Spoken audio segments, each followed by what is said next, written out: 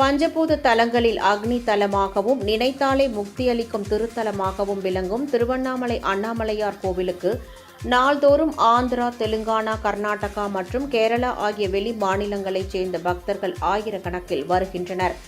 இவ்வாறு வரும் பக்தர்கள் தங்கும் விடுதிகளில் வாகனங்களை நிறுத்தும் வசதி இல்லாததால் மாட வீதி முழுவதும் சாலையின் இரு புறங்களிலும் வெளி மாநில வாகனங்கள் நிறுத்தப்படுகின்றன. இதற்கு ஒருபடி மேலே சென்று குடியிருப்பு பகுதி என்று கூட பாராமல் ஒவ்வொரு வீட்டின் முன்பும் வெளிமாநில கார்கள் நிறுத்தப்படுகின்றன. அதேவேளையில் வெளியே சென்றுவிட்டு வரும் உள்ளூர் மக்களின் வாகனங்களை காவல்துறையினர் அனுமதிப்பதில்லை என்று கூறப்படுகிறது.